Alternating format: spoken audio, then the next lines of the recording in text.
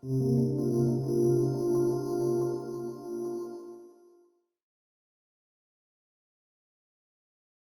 is a part of Mycelium for Mars session. I'm Monika Brandić Lipińska, and I'm a second year PhD student at Hub for Biotechnology in Built Environment. And I'll present today, it's not a finished project, it's my ongoing research. So I'll just walk you through the idea and where I am right now with the progress. It's called Space to Grow, designed for biological construction of living habitation on Mars.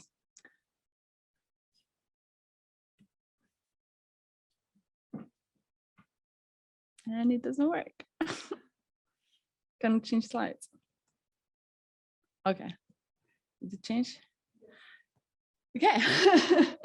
So as the name says, I'm working on Mars. I'm working for designing habitats on Martian surface. NASA has recognized that a key to human space exploration is the ability to construct habitation with minimal payload being launched from Earth, with construction methods which will work in space environments, but also habitats that will support human well-being in a new environment that it's much different than the environment here on Earth. Designing for Mars, we're facing certain challenges. We will have to face cosmic and solar radiation. We will work with extreme temperatures, but also temperature changes between day and night, or shaded areas and areas in light. We'll be designing for very, very low atmospheric pressures. We will have to face with impacts with micrometeorites because we don't have thick atmosphere that will protect us from it. There is a risk of dust contamination and toxic soil. And also we're working with different gravity conditions. So on Mars, it's 1/3 of Earth's gravity. But no matter how remote we are, we as humans have still the same needs. We need shelters and place to live.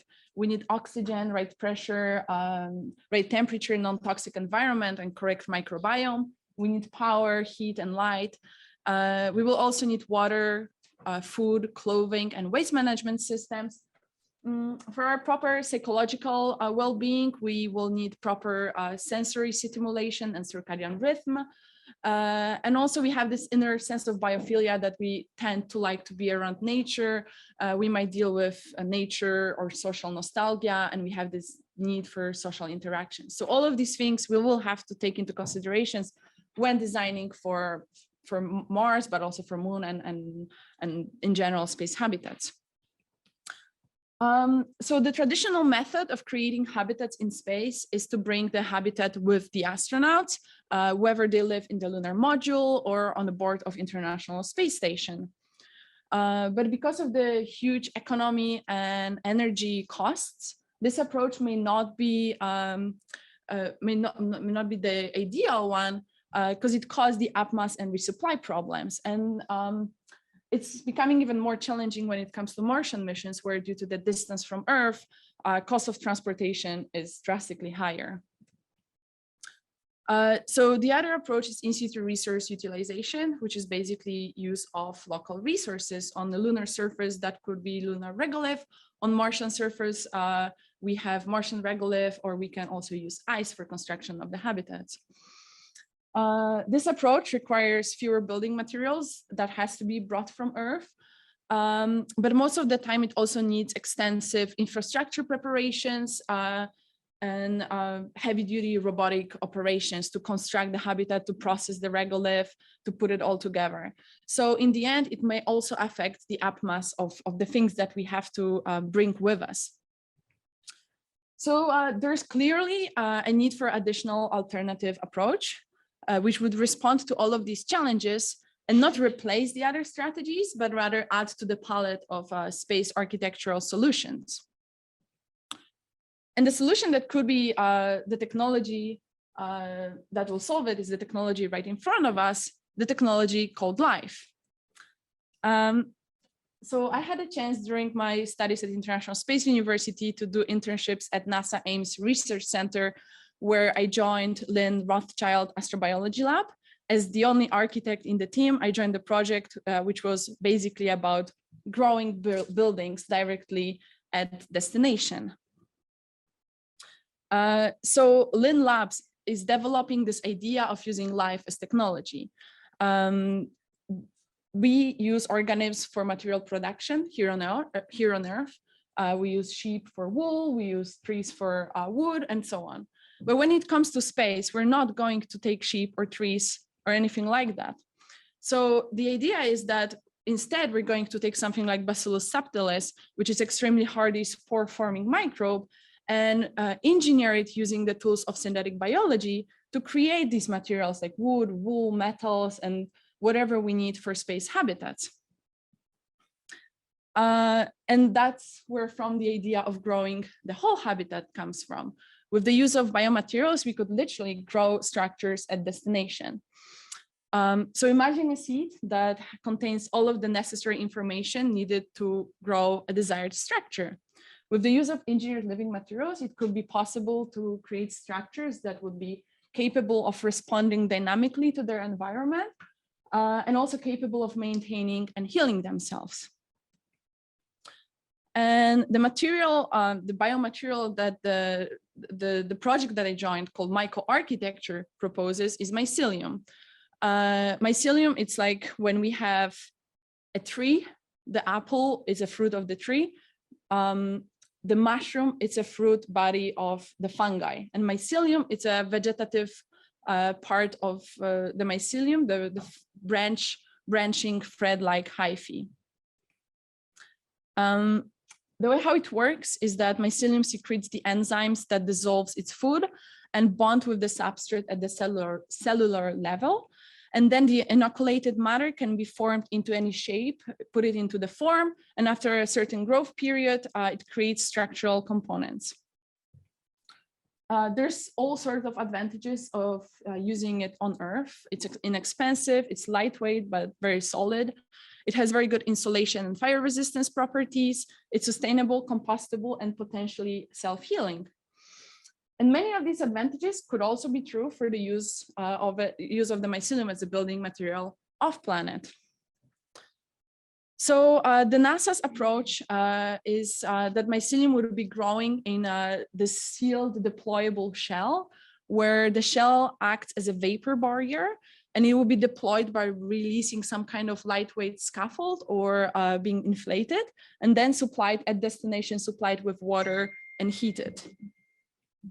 And then the rise of temperature would activate the growth of cyanobacteria and algae that are embedded within the shell structure. And while growing, they're releasing oxygen and sugar on which mycelium can feed and grow into this structural system, this mycoshell, creating the habitat. To enable three-dimensional growth within the structure, it is proposed to use some kind of lightweight compressible scaffold or the drop stitch technology that could be coated with nutrient-rich hydrogel to enhance the mycelium growth and to have this structural system where mycelium can grow actually in 3 dimensions. So there are these 2 approaches. The first one is standalone, where we're using mycelium as the main component, as the main part of the structure within this deployable shell. And the other approach is to use mycelium as a composite in the conjunction with regolith.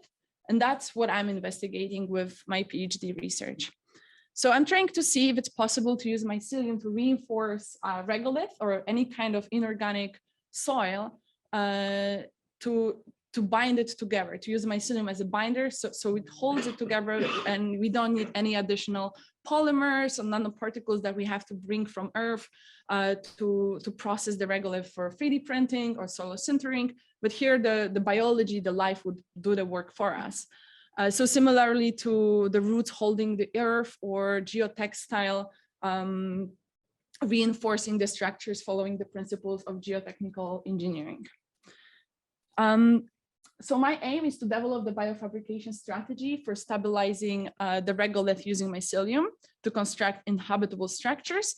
But also what is very important for me is that I'm working in resource limited conditions. And there is a lot of constraints coming with that.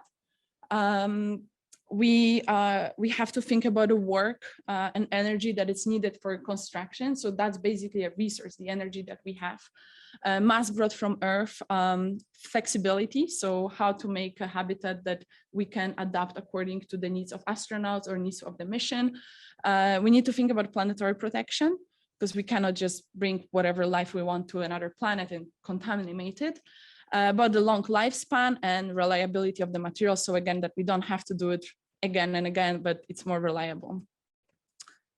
Maybe it is possible, but I was struggling a lot with thinking about all of these constraints all at once, because when I was thinking about one, I was losing the other one and so on. So I chose 3 main ones that I'm focusing on right now, which is basically this work with limited resource conditions, where I want to minimize the work that would be needed for construction of the habitat and minimize materials brought from Earth, and also have this flexibility. So yeah, I can design according to the needs of the mission, and not that you bring one module and that's it. And after these 3 will be solved, I can move forward to solving other constraints. Maybe within my PhD, or maybe that's for later. But yeah, ideally, there is a lot of constraint to solve in general when it comes to space habitats and space projects. So I started with trying to see if that idea even makes sense, if it's possible to reinforce the regolith or sand or inorganic substrate with mycelium. What would happen if we try grow one on another? And I had no idea, so that was what I wanted to explore. And I started with a series of experiments where I was playing with sand at first. Later on, I'll move to lunar regolith, but I have much more sand than simulants, so I'm working with sand for now. And different types of biomass, so beechwood or millet or malt extract, where I put it in different proportions, and I was trying to see how mycelium grows, if it's possible to grow on it. And then after I had first successful experiments where mycelium actually binded sand together and it was holding this pretty solid discs within the Petri dish, I took microscope images. And what I saw is that you can see here that mycelium actually literally holds the sand particles, holds the particles, but also binds it all together. So having that successful results and promising results, I divided my research into three parts. The first one was experiment analysis, to understand how the input of my experiments affects the properties of my samples, to understand what are the parameters here. And I had a lot of successful samples, as here you can see this flat discs that are holding together pretty well, and they're also pretty flexible. But I also had a lot of unsuccessful ones where you can see a lot of mycelium growth, but the sample doesn't really hold together. And I wanted to understand what causes that and why is that. So I went through all of my samples and I analyzed it qualitatively. So I was basically opening each sample, I was looking at it, and I was describing that it's more fluffy or holds very well, or it's too wet, or has a lot of mycelium. And then we developed this, wrote this piece of code that helped me to transfer qualitative data to semi-quantitative data, where I assigned number to each property. And on the bottom, I have input. So I could see what I put into the sample and what is the outcome of it. And that helps me analyze and understand what's happening within the sample. The other part is to work in situ. So one thing is working in the lab and having the lab conditions. And also I'm working with the sand and I'm working with beechwood and millet, but I'm not going to have millet or beechwood on Mars. And also there will be Martian regolith, not sand. So this is more theoretical part to understand what kind of mycelium species would work the best with Martian regolith in Martian conditions, but also what could be potential source of nutrients. So for example, I'm looking into different species of plants that could be potentially grown in Martian greenhouse and that we can potentially use non-edible parts of these plants to use as a biomass for mycelium growth, or different algae and cyanobacteria that are already planned to be used in Martian missions. And the last part is fabrication strategy. So how actually transfer what I learned from these small Petri dish experiments into creating a habitat. So I started with a little bit of scale up of my experiments where I moved to sand columns. And I made a series of experiments with different shapes of columns, with openings inside and without. And what I learned from it is that you can see the mycelium grows pretty well on the outside of the structure, but not that much on the inside.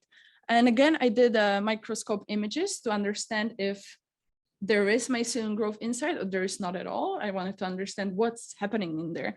And you can see in the circles, there is visible growth. It's not that much, but there is still some growth. And the structure, I didn't do compression strength on these columns yet. But from what I can tell by holding them, they feel really strong. And it's 90% of sand. They had another column without opening, and it's the same case where it's pretty strong, and you can see a little bit of mycelium growth inside, but it doesn't look like there is, but under the microscope you can see it. And then there is another structure where the mycelium is not distributed evenly within the column, but it's put in layers. And this one has much less mycelium growth inside, and it also holds, it's much softer, it's less strong, it's less of a structural component than the other samples. So basically, since I want to minimize the work needed for construction, I also want to minimize the biomass, because to produce biomass, we need water. And that's something that Martin presented as well, that at some point, we have the same requirements as biology, we as humans. So for example, water, it's something that we need and biology needs. So we don't want to create too much water for the biology, because that would be very important resource for humans as well. So I want to minimize the biomass that I'm going to use. But on the other hand, so this idea that mycelium grows only on the outside and it's still able to hold a structure, that's something really interesting to investigate further, where we absolutely minimize it to just having this like pillows of pockets of mycelium that are holding the structure. But on the other hand, I could observe that the components are stronger with a bit of mycelium growth inside. So there is this trade-off of where is the balance of it, what would be the best proportions of mycelium and how to distribute it. So I moved forward with another, again, columns experiments where I was distributing mycelium in different ways. I was putting it only on the outside, or I was putting it in layers, or I was distributing it evenly within the whole column. And I'm waiting for them to grow right now. And on these columns, I will do compression strengths to have more quantitative data to be able to fully understand what is happening with different inoculation methods and different proportions of the mixture. And simultaneously, I'm looking also into the geometry of the component. And this is the project that I was working on during my master's studies with colleagues from Lund University in Sweden, where we're developing this interlocking brick that was supposed to have this area for slight movement. It was for building structures at Sahara Desert. So the structure would follow the sand dunes and not collapse on the moving sands. Therefore, there is this curvature that allows for slight movement of bricks. And the idea of using interlocking bricks in general is a very appealing idea for space habitats, because we don't need any additional binders. So we have only one component. There are a lot of ideas for example, solar sintering bricks, where you just put it together and you don't need anything else but the geometry. On the other hand, topological interlocking works with gravity. It's strictly connected with the gravity, where the mass of the brick holds each other together because of the gravity. And when we design for Mars or for the moon, the gravity is much slower, and we cannot really tell how the structure would behave and if it would hold together well enough to create a habitat. So I have this idea of testing topological interlocking, having these bricks, but then because they're made out of mycelium and they're living material, they would bioweld together after some time, and they would create this one continuous structure. So at first we start as topological interlocking. We don't need anything else, any additional binder, and then biology does the work for us. So here also I planted some experiments, and I'm waiting for them to grow. You can see that they started growing, but this is very recent work, so I'll see where it goes. And then on a bigger scale, we started with the bricks. But to put bricks together, we need a lot of work. We need some kind of robots or, I don't know, astronauts who will put it together.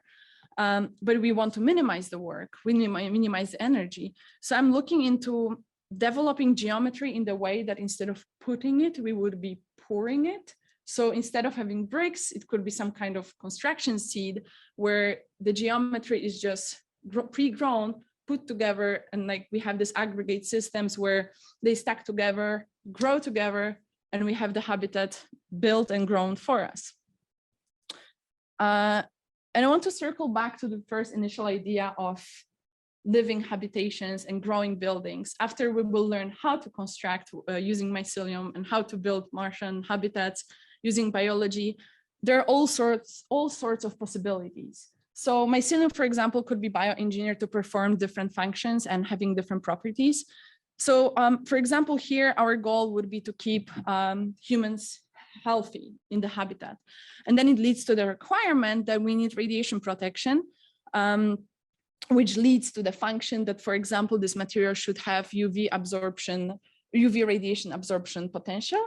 And that gives us the property that it should have high melanin content. And we can follow that, that path with different functions that we need within the habitat.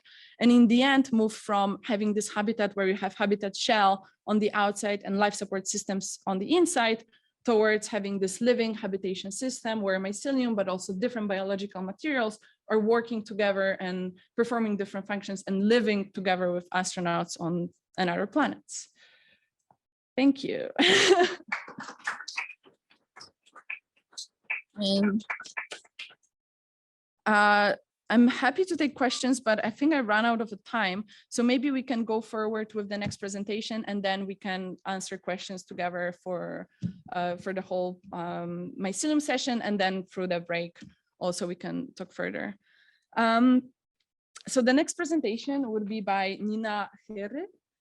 She's a graduate student from Aalto University, and and she will present Life on Mars, a speculative approach on the material exploration in the context of Mars habitation.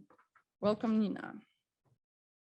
Hello, everyone. I'm Niina Hyry from Finland, and thanks for having me here. It's super exciting to meet all the people that are interested about this similar subject. So I'm here to present my master's thesis, which I made in Aalto University's design department. Okay. Problems with the text, but let's not focus on them. But yes, this thesis is designer approach to how fungi-based applications can benefit human habitation on Mars. And the main methods are hands-on material experimenting and scenario building, and they are happening in the frames of speculative design. So by experimenting and rapid prototyping and thinking of future scenarios, we can observe different solutions for our future challenges here on Earth and other planets. The key element in this experimentation is fungi, because it is one of the emerging materials that have multiple prospective properties in today's and future applications. This image is a coursework from 2019, when I learned the secrets of fungi. When I first felt and touch the material, I already start to think about the future applications where it can be used. The impact of tactility is very important when working with materials, because it triggers our imagination. So I studied what kind of material innovations have been proposed for human life support on Mars. The research papers and different concepts for space and material exploring gave me inspiration, encouraged me to try the material experimenting process. There are many concepts and researches about the missions to Moon and Mars, where they are exploring ways to use locally available materials. on these host planets. In-situ resource utilization is the term that is used in this context. The reason for growing Mars, as Monika already explained, would be most likely the efficiency in material transportation. There is no need to launch heavy cargo of building materials. Instead, you can have a tiny amount of spores and nutrients and grow the material on site. The materials that are available on Mars are basically the regolith and ice. Food production for human life support produces some side streams that could be utilized. For example, the plant husks and other cellulose-based substrates are ideal to fungi to consume. So all in all, the materials in my tests were Martian regolith, straw, and oyster mushroom. So speculative design is a tool to design for the future or alternative reality. Sometimes we need to imagine the future and place for our designed object to see if it meets the needs of that specific time and place. We can place our artifact into the future environment that would be not possible other than a speculative way. This is how we can create dialogue around the artifact. The aim of this hands-on material experiment was that I observe the materials and create rapid prototypes, intuitively and iterating through trial and error. The benefit of material experimenting is to observe the results on a small scale before going to big scale. That way we can avoid the failings in very early stages of the process. The aim of scenario building was to help us understand the environment or use cases of the design. They also helps us to ask questions and critically examine new solutions and problems. When you look at this picture, you instantly understand what materials you have. And with these ingredients treated in different ways, with different proportions, give you multiple different results. If we have only these resources here, what would be the most efficient way to use them? I had this Martian soil simulant, which is developed for educational purposes, but does not include the toxins. I prepared 3 samples to test whether the mycelium is able to grow on the simulant. So I already had this partly colonized mycelium mixture, and I mixed 50-50 amount of the mycelium colonized substrate and this soil simulant. And I layered them differently to see how it grows on the simulant. And I also tested whether the regolith can be treated in some way. And I wanted to test how the regolith can be transformed to ceramics. Luckily, the research was already made, so I didn't have to start from scratch. I made a few tests in different firing temperatures at our ceramic studio's kiln. And I wanted to have this porous tile that absorbs nutrients, and the mycelium could grow on the tile.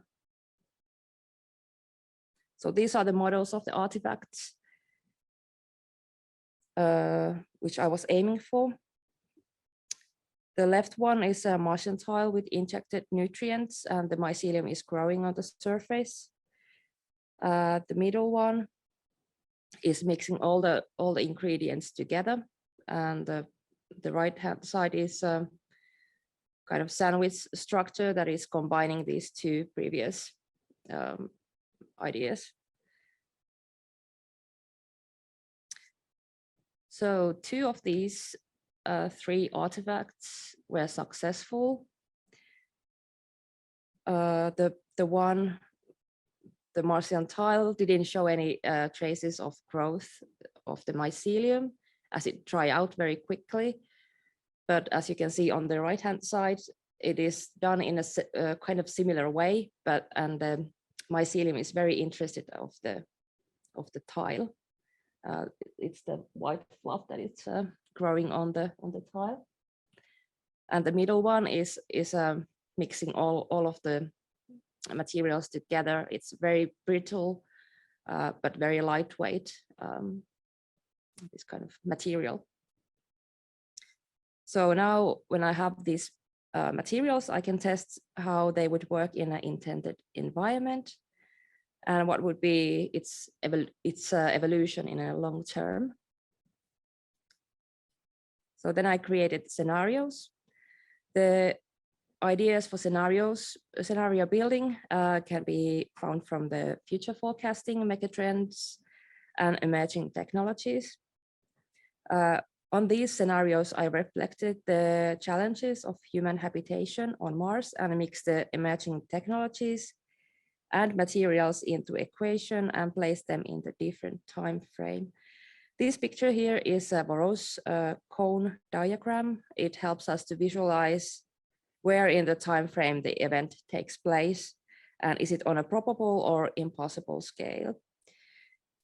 And I also studied the fungi properties, and I focus on how fungi can possibly benefit human life on Mars in various ways. Alongside with the ability to break complex compounds, the world of fungi has many other features. For example, the bioluminescent fungi produce a chemical compound that makes it glow, like some algae species or glowworms. Some fungi species have found to have medical properties for cancer treatment, and melanin-rich fungi can tolerate radiation. For scenarios, I wrote stories and created illustration for them, but I only can describe the main ideas of them. But you can later on go and check the full thesis. So first scenario is arrival, the most plausible scenario, and in our near future. Whenever the human will reach the surface of Mars, the one of the first things they will need is a shelter. This shelter can be made from mycelium and Martian regolith in a way that is most ideal, either from making building blocks or 3D printed structures. The scenario 2 resources is going a little bit further, where different fungi species has been widely cultivated on Mars for medical and nutritional use, as more people are arriving and more resources are needed. The medical properties of fungi enables the Martian people to be more self-sufficient in medical resources. So scenario 3, infrastructure. This is when mycelium is already made its way on Mars and thriving on the surface of man-made structures. Bioluminescent mycelium could bring light to the environment, as energy is still a scarce resource and should be used wisely. So after the fungi is learned to thrive in the Martian environment, it can be applied on Martian habitats or highways to illuminate the surrounding during the dark, or sandstorms when light is can hardly be seen.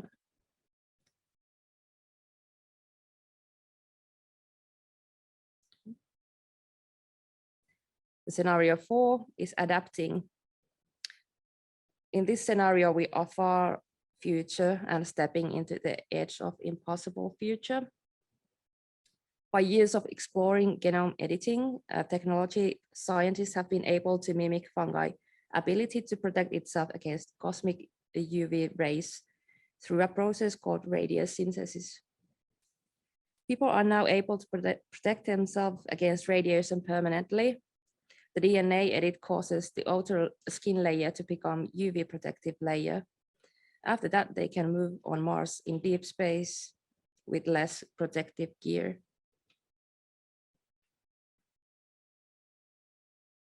So scenario 5, communication. This scenario is far away at the impossible future. So among the evolution of the ecosystem, people have developed the ability to communicate with species using the mycelium network or wood wide web. People are living in the symbiosis with fungi and plants, as they now have a system that allows them to understand and benefit from each other. So this was the last one of the scenarios, and to conclude. So this project was a case study of how designer approach can benefit the material research and how designers could use the research as an inspiration. This also underlines the impact of tactility and hands-on experimentation. The scenario building method is an efficient way to create multiple different outcomes by using different technologies, weak signals and materials. And it's also a fast way to get feedback of the project. We learn from space-related missions, and the innovations we create could be transformed to low-tech solutions on Earth. For example, to build in remote areas or areas with limited access to resources. This project created new exploring opportunities that I would like to test out in the future. So the bioluminescence is something I would like to test with the Martial tiles. In future, our roles in design or any other profession will need to work in different disciplines. We should embrace and learn from this collaboration and trust each other because these wicked problems can be only solved together. The speculations did not only introduce the possible scenarios of how we could utilize fungi uses on another planet, but also raise questions like, should we go to another planet, or who will decide how we live there and what species we are taking with us? So there are many social and ethical aspects to be considered in these scenarios, and it would be interesting to hear what thoughts these speculations evoke. So thank you. The next speaker is Hyry Azzopardi from Arup, Sydney, who will present theorizing viable applications and fabrication methods for mycelial interior furnishings of early manned Mars missions. And Hyry will join us virtually. Hyry, are you here? Yeah. Hello, everyone. Thank you so much for the opportunity to be here. I'm Hyry Azzopardi. I'm from Arup, and I'm going to present to you on some of the applications and considerations for the off-world fabrication of mycelial elements. I'm just checking to see if is the audio okay? I can't really see a chat right now, so I'm going to make the assumption that it is, unless otherwise.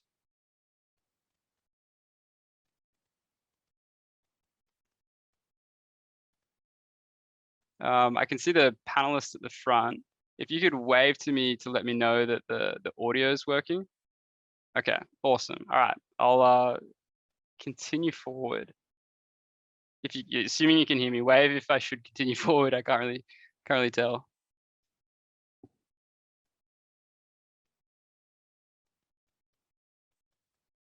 All good. Perfect. Awesome. All right. So I guess to provide a quick roadmap to what I'm going to discuss, I'm going to provide a vision for what off-world mycelial outfitting might look like.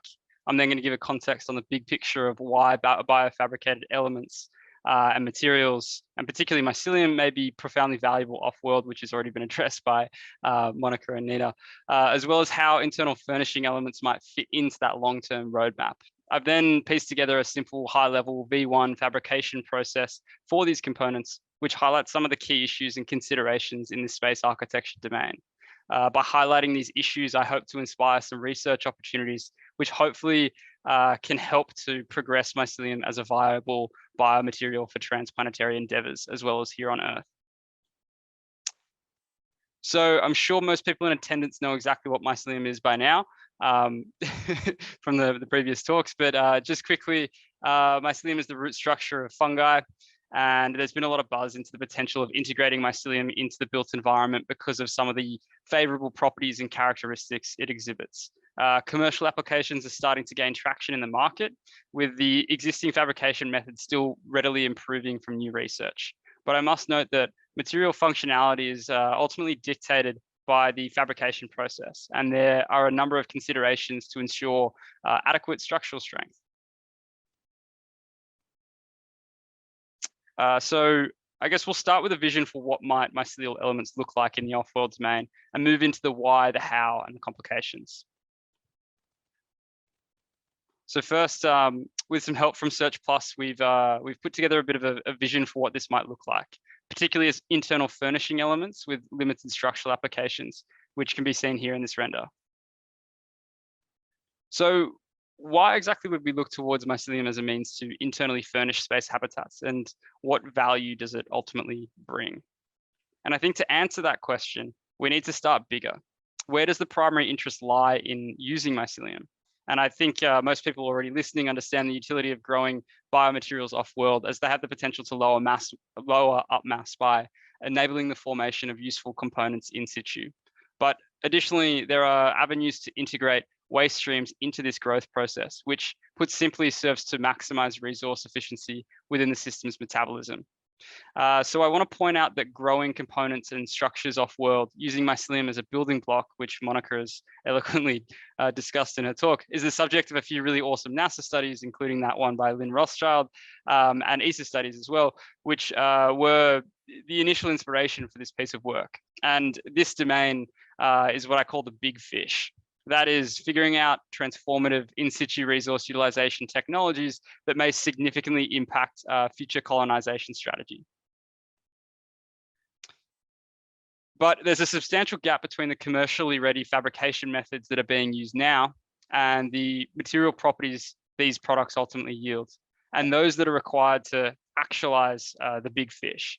So I guess I ask another question. Is there an additional application that we can look to address that might enable us to test and validate the utility of mycelium in actual off-world conditions? That is, perhaps there's a stepping stone in between our current capabilities and the big fish that is more digestible and achievable in the coming decade. And luckily, there's a really interesting issue that we could look to address with the existing capabilities of mycelial products. We know that habitats designed for isolated, confined, and extreme environments are typically monotonous, creating a sense of a confinement and a lack of autonomy, which has significant health impacts on the individuals living inside them for sustained periods. Suggestions to improve these spaces revolve around enabling flexible interiors, adding material stimuli and complexity to the interior experience, all of which could perhaps be addressed by enabling astronauts to outfit their environments with mycelial components. So why not look at trying to translate the existing fabrication methods into the off-world domain? And perhaps the limitations of this process can enlighten us on some really interesting research ideas that can help to progress this biomaterial in general. Great. So what exactly does a V1 look like for this process? What's the bare minimum baseline fabrication method that we can begin to work with and adapt to the inevitable complications of space design? And before I run through an in-depth process, I've got a bit of an entree slide regarding some of the fundamentals on the process for molding mycelium components. And the inputs can be quite simple. Essentially, you require a live strain of fungi, some food for that fungi to consume, and water to create a high local humidity. And these are added to a mold of the desired shape, which is then sealed and placed in conditions conducive to growth. Basically, you need presence of oxygen and stable temperature between, say, 20 and 30 degrees, depending on the strain, of course. Please note that these growth conditions roughly match those that exist for life-supported systems in space. And so one of the big takeaways from this is that this method would have to occur in controlled life-supported conditions, not in the external Martian environment. And I guess ultimately, fungi have adapted to grow on Earth, not necessarily on Mars. I suppose the tricky bit is the treatment, where live fungi need to be heated to be killed and then dried and have water evaporated back into the system and from the product into the system. So to ensure some level of structural strength, the product also needs to be compressed and finally treated with additives depending on the material requirements. And as Monika was talking about, it's really important to note that there's a bit of a trade-off in terms of the amount of equipment and resources required for processes that require, that provide a strength and functionality. So delving into a bit more detail into how this might be applied off-world, we have our set of inputs, pre-inoculated and sterile grain spawn, which would be rice or wheat, possibly rice or wheat, populated with a mycelium species that would likely have to remain dormant during a 6 to 9 month transit. Perhaps it could be frozen. A fibrous pre-compressed substrate would be brought from Earth. This would have to be pasteurized to ensure it's not contaminated with other feces. And by bringing the substrate up with you, you're no longer addressing the in situ resource utilization technology aspect. And so rather, this serves more as a testing bed for the big fish. Typically, about 2 volumes of water is added for every volume of substrate. And lastly, to create that closed loop system I was referring to, we could add in compatible wastes, whether that's plant waste or otherwise. Obviously, this requires validation on Earth, particularly from a contamination and material output point of view. Next, you need to combine these inputs either by hand or autonomously into a sterilized mold of the desired shape, seal it, and contain it where it can grow in the right conditions. At the conclusion of the growth phase, heat the molded mycelium to greater than 60 degrees Celsius to kill the live fungi and dry out the molded structure, ideally recapturing as much water as possible. Of course, heat pressing this shape will increase the structural quality of the individual element, and additives, resins, and finishes may be required to ensure an antimicrobial surface or allow for astronauts to tailor the aesthetic appearance and also bolster the fire resistivity. Finally, we come out with a single molded shape where if this process is either repeated or a number of molds are grown in conjunction with one another, we'll have multiple elements that we can assemble into a physical system that we could use to generate internal furnishing components. Again, this is oversimplifying a number of key considerations that would have to be made, particularly regarding resource and equipment requirements, as well as stringent sterilization measures. Here's that process just in its entirety. This is another render which serves to show perhaps how plant waste could be integrated as a substrate into a mold from a greenhouse. And we can assume that the molds themselves are transparent and those in the foreground have been growing for a number of days and hence the color change. Here's another render with some ideas for the treatment processes in an off-world laboratory. The equipment here might be a bit heavy duty and you'd probably hope that they serve a few functions. So this process, I guess we kind of move on to the complications of this and some of the really interesting stuff. This process is resource intensive. Existing acoustic panels are very dense, meaning that they require a lot of substrate material. And as we've also just learned, additional resources that are required for synthesis. So of course, some water could perhaps be recycled from the drying process, but it would be important to get an understanding of the respiratory capacity and the rate of oxygen consumption for this process and weave that into the system metabolism. Additionally, there's the obvious contamination issue, which can foster itself in a number of ways, which I learned. So despite growing the strain or the growing strain of mycelium being sterile, meaning that it won't produce a fruiting body or an actual mushroom, there are additional concerns regarding the product itself being antimicrobial. That is, how can we ensure that other microbes in the system will not spawn, grow, and infect the final products? And perhaps additives and finishes can help with this, but how can we guarantee that? Integrating other wastes into the molds and growing mycelium with them could produce an unintended chemical concoction, which if not tested before being deployed, could culminate in the production of other harmful gases, other harmful off-gases. With the addition of other waste streams, there's also the risk of those wastes having other microbes present, which could outcompete the desired mycelial strain, which obviously would impact the growth kinetics and the final product itself. As I've touched on earlier, an understanding of the system metabolism is absolutely critical for this kind of development. That is mapping the specific waste streams, gas and water quantities required for synthesis, as well as the end of life scenario in terms of how used mycelial elements could be broken down into new components. And I think this will link in well with some of the work that's going on around the biosystems that will form the overall metabolism for future Mars missions and off-world habitation. As I'm sure many of you know and perhaps are a part of, NASA currently has a challenge going on right now around the waste to base material challenge, which itself is serving to seek out means to enhance circularity. So what's next, and where can we go from here? And I suppose if we want to facilitate that big picture, there's plenty of interesting questions that we can look at that I think revolve around that system metabolism. So what additional waste streams could we use? Can we design the packaging of other equipment to be compatible with mycelial degradation? Is there a way to synthesize human waste into a sterile form that can be consumed in this process? What other applications can we look to address with mycelial elements? And if we only have a limited number of molds, what set of molds yields the greatest functionality? And I think these are all really interesting questions, which, if answered through solid research, can help to foster the big fish in the interplanetary domain, but also hold value in our own backyard here on Earth, in progressing what is potentially an incredibly important material in our quest for sustainable and circular systems. I hope this talk has inspired some interesting ideas around how we can go about taking further steps towards our BFfuture. And I myself and Arup more broadly will be very interested in helping to facilitate developments in this space. Excuse the pun. So that concludes my talk. I guess, yeah. Thank you so much. Thank you so much. Sorry. Ah, we can see you now. Hi.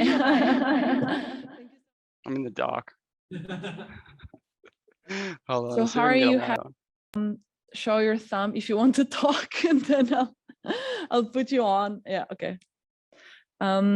So Niina, maybe you can come here, and then we can take questions both from the audience here and from the chat. Sadaf, can you manage the chat? Okay. Are there any questions here to any of us? Yeah. Yeah, so I noticed that mycelium needs some biomass to grow. Would it be feasible and possible? I don't have a biotech background, but would it be feasible to maybe engineer the mycelium to make it autotrophic? Okay, I'll just repeat my question. I was just wondering, is it feasible to potentially engineer the mycelium to make it autotrophic in some way, like photosynthetic or maybe even radiotrophic or something, so it could sustain itself without having to feed it on cyanobacteria or some other type of biomass? Yeah. So I don't know the details of it, but there are ideas of, for example, the similar way as lichen works, where you have symbiosis of fungi and algae or cyanobacteria, where one feeds on another, and the cyanobacteria produces oxygen that mycelium uses for its growth. That's a very interesting idea to develop it further so the mycelium can feed it itself or have these capabilities of photosynthesis, for example. But unfortunately, as an architect, I cannot really tell you the details of it, but definitely that idea is, for example, at NASA's Lynn Rothschild's lab, that's something that they're looking into, maybe not particularly about mycelium, but in general to bioengineer materials so they're more self-sustaining.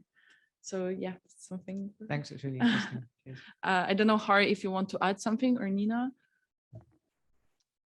I didn't hear the question. Oh, sorry. I'm sorry, I didn't quite hear the question from here. Apologize.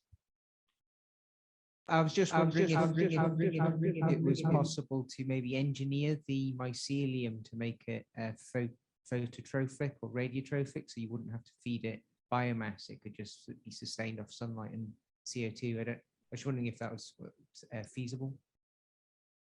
That's a really interesting question, and I don't know the answer to that one. I think you'd have to talk to a pretty awesome bioengineer to get the answer to that. Thanks. Apologize.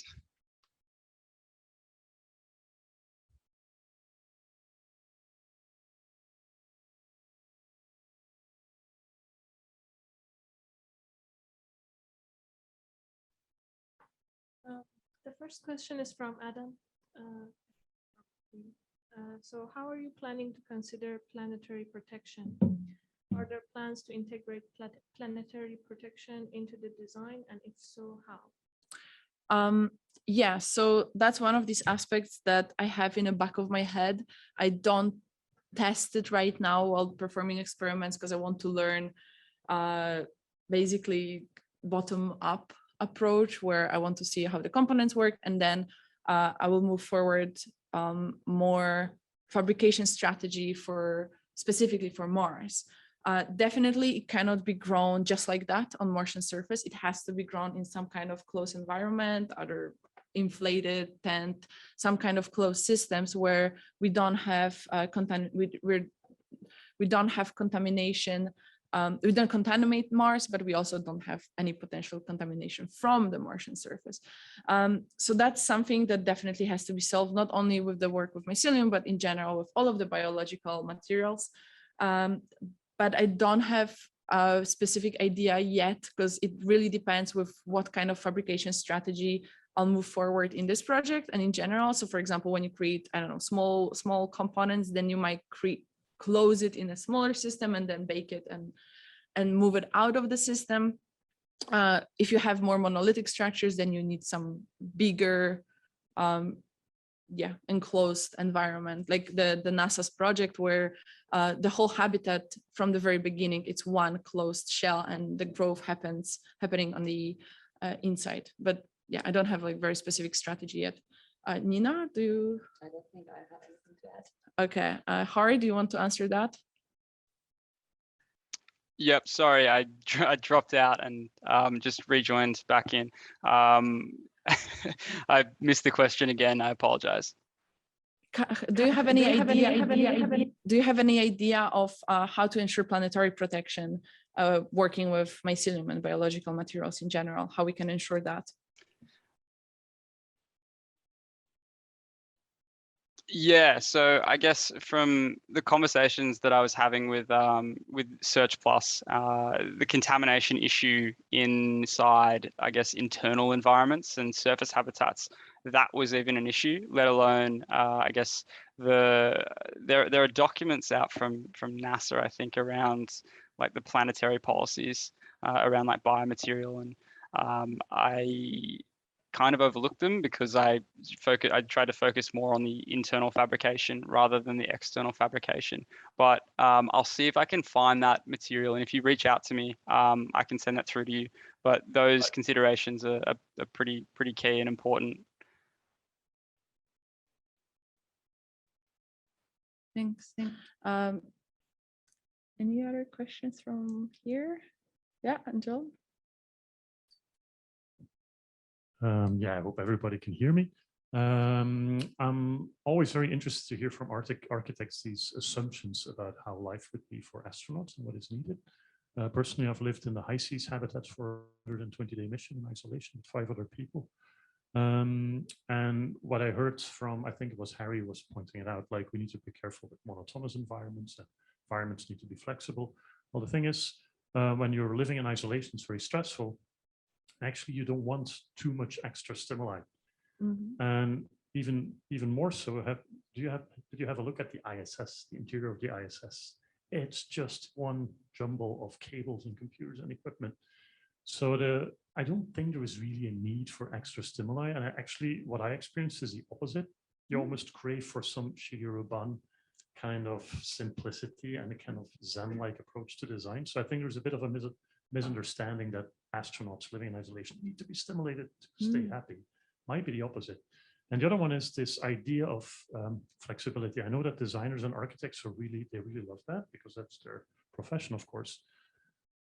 But once again, what I experienced is you really crave routine and predictability. I would go nuts living in isolation, and every week the configuration of the space would be different. You really don't want it. You want something that's predictable, simple, and honestly, there is, of course, a bit of a need for flexibility, but it's very basic. And just to conclude an example here, every week we had 2 movie nights and we used blow-up sofas. So we put aside the tables, put the blow-up sofas there, and then watched the movies. And that's the kind of flexibility that is kind of enough. So just to say that I would be careful with these assumptions. I'm not saying they're wrong, From my experience, it's a little different. Just take that into account.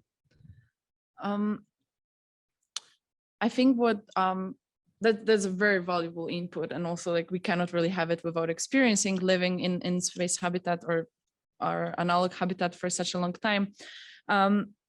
In how I see the biomaterials in general is that we don't have to do everything that they give us, but it kind of like extends this palette of what we can do. So you gave an example of International Space Station, but on the other side, we have example of a Skylab where astronauts were having the sensory deprivation because everything was just like the same material and close environment where there was not enough stimuli. So what I think that the biomaterials can give us, as you said, Shigeru Ban, which is working mostly with wood and paper, and that's biological material. So that's something that biological material in space can give us, and we can design accordingly to what we learned from analog missions and what we learned from astronauts, but it doesn't necessarily have to be very loud, very, I don't know, colorful and tactile space. It could be something that is quiet, but then again, biological materials might give us these acoustic properties, as Hyry was saying as well. So I think it's kind of like work for all of us, where we, on the one hand, learn what astronauts really need and will need further on the longer missions. But on the other hand, we have designers and material engineers where we're trying to work toward how to enable it. And that's what I see, what is the most beautiful in using biology, that like it just gives us more possibilities than just we brought this habitat and that's how it is.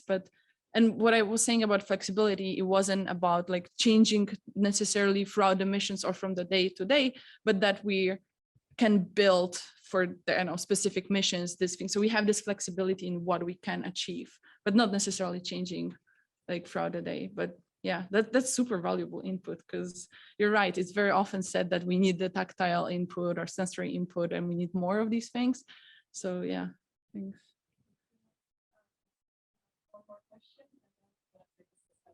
Yeah. Yeah.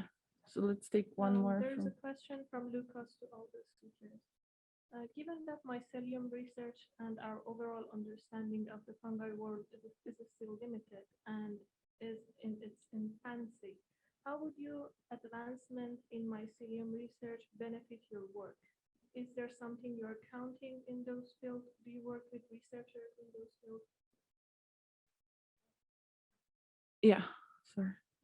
Go Hyry. Go Hyry. Go Hyry. Go Hyry. Go Hyry. Go Hyry. Just to, I guess, just to quickly answer your question, that's the question before, really quickly. That input's really awesome, and I guess that conflicts with I guess some of the other research that I was looking into from Tristan Bassingthwaite. But yeah, absolutely. Yeah, obviously more input from astronauts would better inform design decisions, absolutely, and that's quite valuable input. And I guess some of the modular aspects of being able to fabricate components is perhaps applicable, which is what I was mentioning with, say, the molds, like what set of molds would be the most valuable, which I think is an interesting research question. To answer the question, the most recent question regarding advancements in mycelium technology, from my understanding, and I guess might be a bit biased because I'm at Arup, which is primarily a structural engineering company.